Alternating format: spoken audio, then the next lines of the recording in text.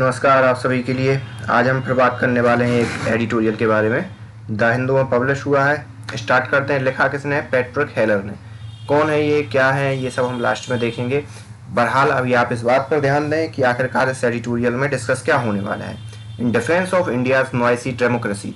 Noisy democracy in the sense कि कहीं ना कहीं कोई भी एक अगर पॉलिसी लागू होती है या कोई भी पॉलिसी गवर्नमेंट लेकर आती है तो आप अलग अलग मतलब पूरे के पूरे देश में उनका अलग अलग हिसाब से विरोध होने लगता है, अलग अलग चीज़ें निकल के सामने आने लगती हैं। तो इस प्रकार की एक नॉइजी डेमोक्रेसी है।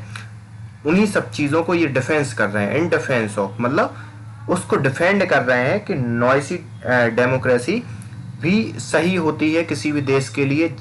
अब डिफेंस की बात ये क्यों कर रहे हैं? क्योंकि जब हम चाइना के एक डेवलपमेंट या चाइना के जो इकोनॉमिक डेवलपमेंट चाइना ने किया उन सब चीज़ों को देखते हैं तो चाइना का जो तानाशाही वाला शासन है उसकी तरफ कहीं ना कहीं हम सभी लोगों का क्या होता है, रुख होता है। क्यों होता है? क्योंकि उसमें क्या होता है, कोई पॉलिसी जैसे अगर लागू की गई या चाहे और अगर वहाँ पर एक ऑटोक्रेट अथॉरिटेरियन साम्राज्य है तो वहाँ पर ज़मीन को अनेक्स करने में या ज़मीन को गवर्नमेंट लेने में ज़्यादा उसे सोचना नहीं पड़ता। वो डायरेक्टली जनता से बोलती है कि ये ज़मीन छोड़ो, यहाँ पर ये डेवलपमेंट होना है, और जनता को छोड़ना पड़ता है। मतलब जनता के पास कोई अधिकार नहीं होता। तो ये तर्क दिए जा रहे हैं कि चाइना डेवलपमेंट इतना तेज इसलिए कर पाया क्योंकि वहाँ पर डेमोक्रेसी नहीं है। और हमारे यहाँ क्या होता है, हमारे यहाँ अगर किसी गवर्नमेंट को, चाहे राज्य सरकार हो चाहे केंद्र सरकार हो, कोई भी डेवलपमेंट प्लान अगर उसे करना हो तो क्या होता है कि पहले उसे जनता से पूछना पड़ता है, उसे मनाना पड़ता है। और उसमें भी अगर किसी लोकल एमएलए या लोकल राजनेता ने या इवन जो जनता है उसी ने ही अगर विद्रोह कर दिया या सुप्रीम कोर्ट में रिट लगा दी तो अगले 5 सालों के लिए वो क्या हो जाता है, खिंच जाता है, पूरा का पूरा डिले हो जाता है। जैसा कि आपने मुंबई से अहमदाबाद बुलेट ट्रेन प्रोजेक्ट में देख पा रहे होंगे। आपको अगर उसकी डिटेल नहीं है तो आप सिर्फ इतना समझो कि यहाँ पर बेसिक जो सोच है इस एडिटोरियल को लिखने की वो ये है कि एक अथॉरिटेरियन या तानाशाही वाले राज्य में जहाँ डेमोक्रेसी नहीं है वहाँ पर सरकार ज़्यादा अच्छे से निर्णय लागू करवा पाती है कंपेयर टू जहाँ पर लोकतंत्र है। बस इस पूरे के पूरे मुद्दे पर ये पूरा का पूरा एडिटोरियल मूव करेगा या उसमें घूमेगा। तो चलिए स्टार्ट करते हैं। चैनल को आपने सब्सक्राइब ना किया हो तो please hit the subscribe button and do share. और टेलीग्राम भी ज्वाइन कर सकते हो आप डिस्क्रिप्शन में जाके। अगर मान लो किसी कारण बस मैं देखता हूँ, इसको कंप्लीट करता हूँ, बट अगर मैं एक या दो कुछ पॉइंट रह भी जाते हैं या कुछ सेगमेंट रह जाते हैं तो मैं वहाँ पर क्या करता हूँ, इसका स्क्रीनशॉट शेयर कर देता हूँ। तो वहाँ पर जाके भी आप इस एडिटोरियल को पढ़ सकते हो। तो China's development pathway over the last century has been spectacular। तो यहाँ का जो डेवलपमेंट पाथ था लास्ट सेंचुरी, पिछली शताब्दी में चाइना का, वो स्पेक्टुलर मतलब एक अलग ही लेवल का था। No country in history has ever gone faster and more dynamically. तो कोई भी ऐसी मतलब वो नहीं है कंट्री इतिहास में जो इतनी तेजी से ग्रोन की हो और इतने डायनामिक तरीके से ग्रोन की हो। Not only have hundreds of million been lifted out of poverty, ना केवल 100 ऑफ मिलियन को पॉवर्टी से बाहर निकाला है चाइना ने, but social indicator have improved dramatically. जबकि जो सोशल या सामाजिक जो पैमाने होते हैं उनमें भी चाइना ने क्या किया है, अपना अच्छा मतलब रेटिंग अपनी अच्छी की है। India's development record has been much more mixed. लेकिन इंडिया की अगर बात करें तो यहाँ का जो डेवलपमेंट या जो यहाँ का विकास का जो पथ है वो एक मिक्स्ड टाइप का है, मच मोर मिक्स्ड है। Since the 1919 the Indian economy has gone impressively but it remain for behind China in its global competitiveness. तो यहाँ पर 1990 में इंडिया की इकोनॉमी अच्छी तरीके से ग्रो कर रही थी, लेकिन अगर इंटरनेशनल लेवल पर कंपटीशन की बात करें या ग्लोबल लेवल पर कंपटीशन की बात करें तो बहुत पीछे है। Poverty has come down but employment prospect for majority remain limited to low wages informal sector job that are by definition precarious. तो यहाँ पर नो डाउट कि कुछ मात्रा में गरीबी कम हुई है, लेकिन जो लोग इनफॉर्मल सेक्टर में काम कर रहे हैं उनकी वेजेस बहुत ही लो है। तो इस प्रकार की अनिश्चितताएं देखने को मिल रही हैं। अगर इंडिया की बात करें तो may be most startling of all improvement in basic social development indicator have lagged. तो एक चौंका, स्टार्टलिंग मतलब चौंकाने वाली बात कि क्या है, मोस्ट स्टार चौंकाने वाले इंप्रूवमेंट क्या है कि बेसिक सोशल डेवलपमेंट इंडिकेटर हैं, वो भी वहां पर इंडिया क्या कर रहा है, लैग कर रहा है। So much so that the gene dredge and Amartya Sen have pointed out India has actually Fallon behind Bangladesh and Pakistan. और इसी कारण ये जो दो लोग हैं जिनमें एक अमर्त्य सेन भी शामिल हैं, gene dredge and Amartya Sen, इन्होंने क्या कहा है कि इंडिया वास्तविकता में बांग्लादेश और पाकिस्तान से भी क्या है, पीछे है। The too democratic line comparing these track. अब यहाँ पर too democratic line, too democratic in the sense कि बहुत ही ज्यादा लोकतांत्रिक हो जाना या बहुत ही ज्यादा लोकतांत्रिक चीजों को फॉलो करना। Comparing these track record, some commentator including voice and government have drawn a facial facilitation. तो यहाँ पर क्या है कि अगर इन रिकॉर्ड्स को कंपेयर किया जाए तो जो कुछ कमेंटेटर है, मतलब जो बात करने वाले इस बारे में, कुछ वॉइस हैं जो गवर्नमेंट की, वो एक सुगम रास्ता अख्तियार करते हैं। और सुगम रास्ता इनका क्या कहना है कि वो क्या बोल देते हैं कि ये ज़्यादा लोकतांत्रिक है, इसलिए ये ज़्यादा डेवलपमेंट नहीं हुआ है। अब थोड़ा सा आपको इस पर्टिकुलर जो हेडिंग है इस ब्लॉक की है, इस पैराग्राफ की, समझ में आ रही होगी। India's problem is that it's just too democratic. तो इंडिया की प्रॉब्लम क्या है कि ये ज़्यादा से ज़्यादा, बहुत कुछ ज़्यादा ही लोकतांत्रिक है। ये कौन बोलता है कि जो कमेंटेटर हैं, जो डिफेंड करते हैं कि इंडिया का विकास क्यों नहीं हुआ, और कुछ गवर्नमेंट के ऑफिशियल हैं वो भी कुछ ऐसा ही बोलते हैं। Unlike China making and implementing key decision about public investment and various reform is impossible in the din of multiple and contradictory democratic voice. तो उनका ये कहना है कि जैसे चाइना किसी भी डिसीजन को तुरंत अप्लाई कर देता है अपनी जनता पर बगैर जनता से पूछे, वो इंडिया में उतना कर पाना क्या है, थोड़ा सा मुश्किल वाली बात है। What is needed are firmer and more independent form of decision making that are insulated from this cacophony। तो और उनका ये कहना है कि जो डिसीजन मेकिंग प्रोसेस है वो ज़्यादा से ज़्यादा इंडिपेंडेंट होनी चाहिए, और ये सभी प्रकार की जो कोकोफोनी है, मतलब इन सभी कोलाहल कि भाई किसी चीज़ का अगर गवर्नमेंट ने निर्णय लिया तो उस निर्णय के प्रति सुप्रीम कोर्ट में हजारों याचिका चली जाएंगी, हजारों लोग प्रोटेस्ट करने लगेंगे। तो इन सब चीज़ों से उसको इंसुलेट किया जाना चाहिए या उसको बचा के रखना चाहिए, तभी वो चीज़ें क्या होंगी, फुलफिल होंगी। किसका कहना है, उन कमेंटेटर का जो ये दलील देते हैं, ठीक है, कि यहाँ पर विकास क्यों नहीं हुआ।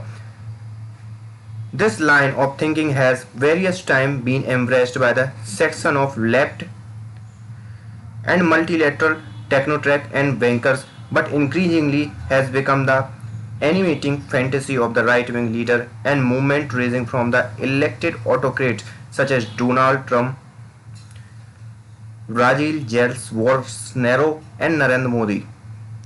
लेकिन ये अभी तक देखा गया था कि इस प्रकार की जो सोच है वो किसके द्वारा ज़्यादातर मतलब एम्ब्रेस की गई है, लेफ्ट के द्वारा या जो वामपंथी लोग हैं उनके द्वारा, मल्टीलेटरल टेक्नोक्रेट्स के द्वारा, बैंकर्स के द्वारा। लेकिन अब देखा गया है कि जो राइट विंग वाले लोग हैं वो भी इस चीज़ को क्या कर रहे हैं, बढ़ा रहे हैं। और इन्होंने ऑटोक्रेट शब्द यूज़ किया है Donald Trump, Jair Bolsonaro and Narendra Modi के लिए। ऑटोक्रेट क्या होता है, बहुत सिंपल सा वर्ड है, आप हमें कमेंट करके बताइए ये वाला, ठीक है ना हो तो पूछ भी लीजिए, वहां मैं आपको कमेंट में आंसर कर दूंगा।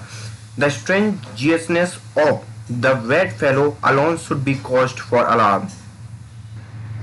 तो इस प्रकार की जो विचित्रता है ये भी हमारे लिए क्या एक अलार्म वाली कंडीशंस है कि ये लोग भी मतलब इस हिसाब से सोचते हैं। But in this current moment it is especially important to be clear why comparisons with the China are not only specious but very dangerous। तो यहाँ पर लेकिन हमें ये सोचना पड़ेगा करंट सिनेरियो में, क्योंकि नो डाउट चाइना ने अपना इकोनॉमिकल डेवलपमेंट बहुत अच्छे से किया है, सोशल डेवलपमेंट भी अच्छे से किया है।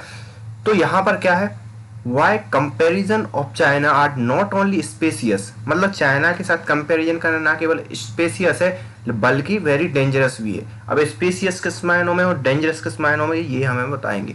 The claim that less democracy is good for development does not stand up to comparative theoretical and ethical scrutiny। तो यहाँ पर जो क्लेम किया जा रहा है, जो क्लेम होता है कि डेवलपमेंट के लिए थोड़ी सी लेस डेमोक्रेसी होनी चाहिए, कम लोकतंत्रात्मक शासन होना चाहिए, ये पूर्णतः सत्य नहीं है। किन किन आधार पर सत्य नहीं है? थियोरेटिकल भी अच्छा नहीं है, एथिकल स्क्रूटनी भी जब उसकी गई तो उतना नहीं मतलब सत्य पाया गया। कॉन्ट्रेरी समकालीन to those who believe economic management cannot be left to whim of democracy forces, the comparative evidence clearly show that democratic regime have on balance performed better than non-democratic regime। तो इनका कहना है कि जो democratic regime होते हैं वहां पर जो डेवलपमेंट होता है वो सभी को साध के होता है, सभी का समावेश करके होता है। तो ये पर्टिकुलर इनका एक पॉइंट ऑफ व्यू है कि नॉन डेमोक्रेटिक में ऐसा नहीं होता। नॉन डेमोक्रेटिक स्टेट में क्या होता है? स्टेट जब मैं बात कर रहा हूँ तो यहाँ पर देश की बात कर रहा हूँ या पर्टिकुलर शासन की बात कर रहा हूँ। यहाँ पर नॉन डेमोक्रेटिक होता है तो वहां पर जनता पर थूप दिया जाता है, लेकिन डेमोक्रेटिक में क्या होता है कि सभी को समावेश करके उस चीज को, पॉलिसी को या जो भी काम है या डेवलपमेंट है उसको फुलफिल किया जाता है। China with a history of state building going back 2 millennia and an exceptionally well organized, disciplined and brutal form of the authoritarian has done especially well in transforming its economy। तो China की अगर history को देखा जाए पिछले कुछ दशकों 2 Melania को, तो वहां पर क्या हुआ है कि वेल ऑर्गेनाइज डिसिप्लिन था, मतलब अनुशासन था, और ब्रूटल फॉर्म था वहां का, अथॉरिटेरियन का मतलब तानाशाही का एक ब्रूटल फॉर्म था। Has done specially well in transforming it's economy. तो अपनी इकोनॉमी को ट्रांसफॉर्म करने के लिए उन्होंने ये चीज मतलब लागू की। Africa and West Asia where authoritarian government of every strip have dominated remain world economic laggard. तो यहाँ पर लेकिन चाइना को तो चलो ठीक है, उसने वेल ऑर्गेनाइज्ड किया, सब था, लेकिन अफ्रीका और वेस्ट एशिया को देख लो आप, तो वहां पर क्या है? वहां पर हर जगह मोस्टली आपको क्या मिल जाएगा? अथॉरिटेरियन शासन मिल जाएगा, मतलब कि वहां पर लोकतंत्र नहीं है, लेकिन वो क्या कर रहे हैं? इकोनॉमिकली पीछे चल रहे हैं। The Latin American military dictatorship of 1960s and 1970s had a terrible economic and social record, and it was with return of democracy and the pink wave of left populist party that prosperity and social progress were ushered in। तो यहाँ पर 1960 और 70 के दशक की बात है, जब कहाँ लैटिन अमेरिका में जब मिलिट्री की डिक्टेटरशिप थी तो वहां पर इकोनॉमिक कंडीशन उतनी अच्छी नहीं थी, लेकिन जैसे ही डेमोक्रेसी आई तो वहां पर एक सोशल प्रोग्रेस और इकोनॉमिक प्रोग्रेस की बहार आ गई। Taiwan and South Korea are also instructive. Taiwan में देख लो आप, तो वहां पर भी और साउथ कोरिया दोनों जगह लोकतांत्रिक में, तो वहां पर भी बहुत अच्छा विकास हुआ है।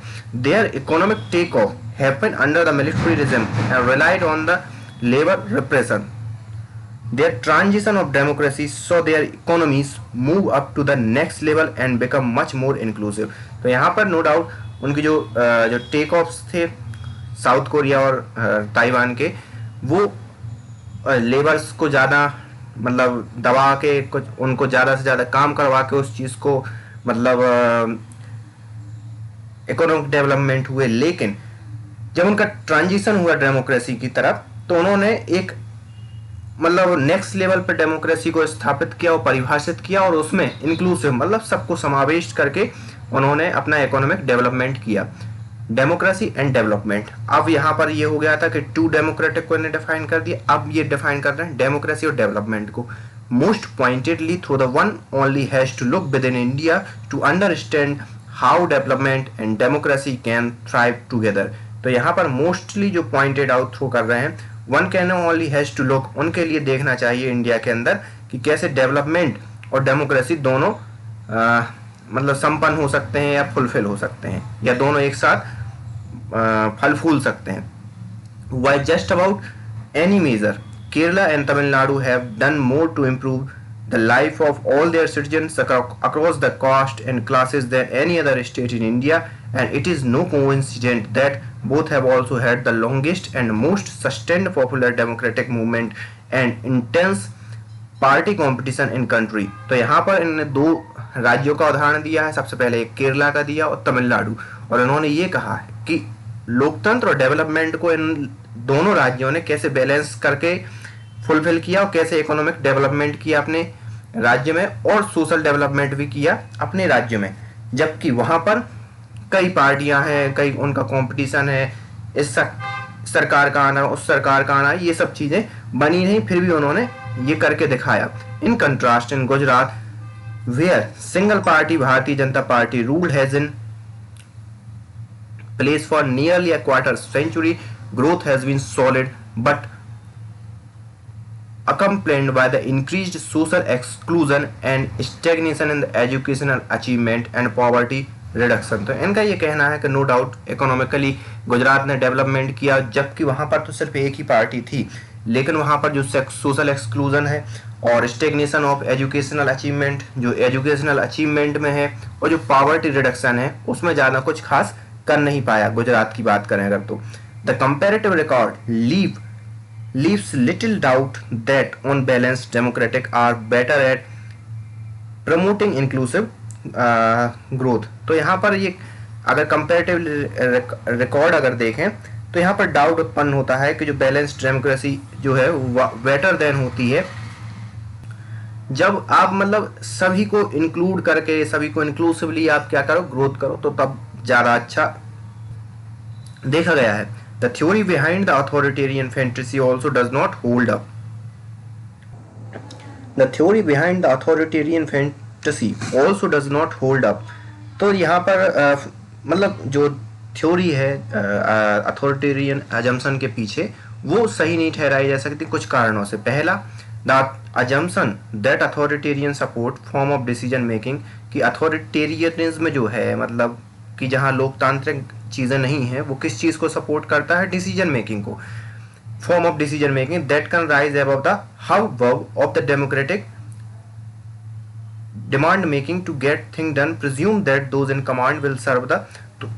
तो ये किसके ऊपर लाई जा रही थी कि भाई कोई अगर पॉलिसी लाई जा रही है तो उस पर लोग ज़्यादा हाउ भी एक प्रकार का कोलाहल ना करें, कि उस पर कोई प्रश्न चिन्ह ना उठाए, जो चीज़ें हो रही हैं वो डिसीजन गवर्नमेंट को लेने दें।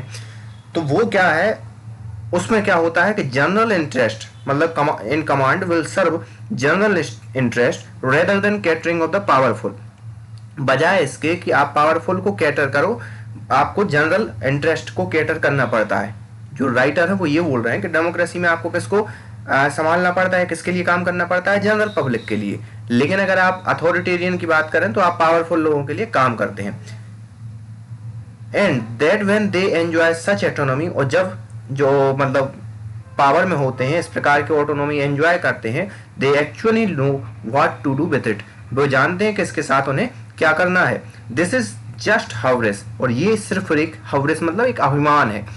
On both these points, democracies are in fact more likely to meet necessary conditions for successful decision making। और यहाँ पर इनका यही कहना है कि जो डेमोक्रेसी है वो उन पॉइंट को मीट करती है, या उन पॉइंट के डेमोक्रेसी में वो चीज़ें आपको मिल जाती हैं कि आप एक सक्सेसफुल डिसीजन मेकिंग कर पाओ।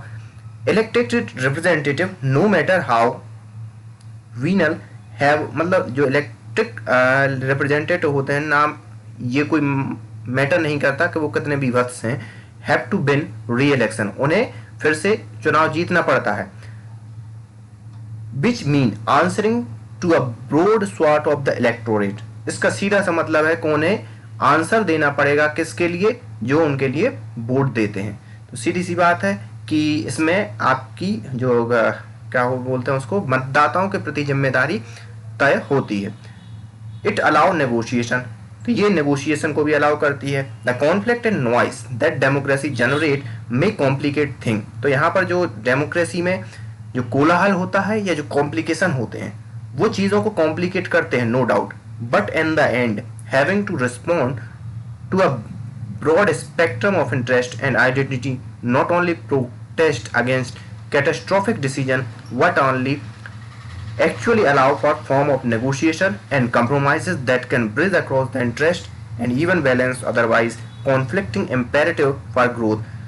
तो यहाँ पर डेमोक्रेसी में क्या होता है कि आप एक इंक्लूसिव इंक्लूसिव तरीके से आप अपना निर्णय ले पाते हो और जिसमें हर किसी के विचारों को, हर किसी के पॉइंट को आप रखते हो और उनमें जिस चीज़ की ज़रूरत होती है उनको समावेश भी करते हो और इस प्रकार से एक मतलब डिसीजन होता है। Justice, sustainability and social inclusion, तो ग्रोथ होती है, उसमें जस्टिस भी होता है और सस्टेनेबिलिटी मतलब नियतता, सततता भी होती है और सोशल इंक्लूजन भी होता है। The remarkable progress the United progressive alliance government made a building welfare state, तो यहाँ पर अब ये यूपीए को इस चीज़ के लिए बड़ा मतलब कहना चाहिए धन्यवाद दे रहे हैं या तारीफ कर रहे हैं। हो सकता है ये यूपीए से तो नहीं ताल्लुकात रखते हैं, पत्रिका हेलर नहीं, ये कहीं के प्रोफेसर हैं सोशोलॉजी ब्राउन यूनिवर्सिटी के, ठीक है। तो ये किसको, यूपीए गवर्नमेंट को धन्यवाद दे रहे हैं और किस लिए धन्यवाद दे रहे हैं, उनकी दो स्कीम के लिए। पहली स्कीम नरेगा मतलब जो डेमोक्रेसी को सपोर्ट करती है और दूसरी राइट टू इन्फॉर्मेशन जो भी एक कहीं ना कहीं डेमोक्रेसी को सपोर्ट करती है। Is the testament to how democracy can master even the most complex policy goal, तो ये एक इन्होंने कहा है कि ये कुछ टेस्टामेंट्स हैं कि डेमोक्रेसी के अंदर रहते हुए भी इतनी कॉम्प्लेक्स पॉलिसी के लक्ष्य को भी निर्धारित किया जा सकता है। As democratic theorist have long argued that common good can not and should not be determined by science profit technocrat or autocrat fiat. तो यहाँ पर कई लोग जो मतलब डेमोक्रेटिक थ्योरिस्ट हैं, मतलब जो डेमोक्रेटिक की समर्थक हैं, उन्होंने ये कहा है कि जो कॉमन गुड मतलब कॉमन गुड ना सबके हितों की बात करना, उन पैमानों पर नहीं परखा जाना चाहिए साइंस के, मतलब उनका निर्धारण साइंस के पैमानों पर नहीं होना चाहिए, प्रॉफिट के पैमानों पर नहीं होना चाहिए, टेक्नोट्रैक्ट्स के पैमानों पर नहीं होना चाहिए और ऑटोक्रेटिक फिएट के पैमानों पर नहीं होना चाहिए। What it is, how and we get there can only emerge out of the sustained societal deliberation.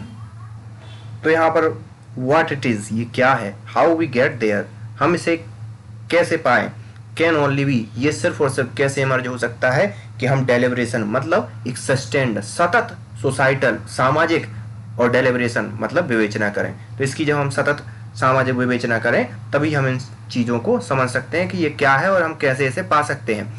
A look at China India, तो अब यहाँ पर मैं इस चीज़ को एंड करता हूँ। आई होप आप रिमेनिंग ये दो हैं, अ लुक एट चाइना और there is a back slide, ये दोनों भी आप पढ़ लेंगे। इसे मैं टेलीग्राम पर आपको सेंड कर दूंगा, इसकी पीडीएफ एज वेल एज आप इमेज जो भी स्क्रीनशॉट है मैं वहाँ पर शेयर कर दूंगा, तो आप रिमेनिंग वहाँ पर पढ़ सकते हैं।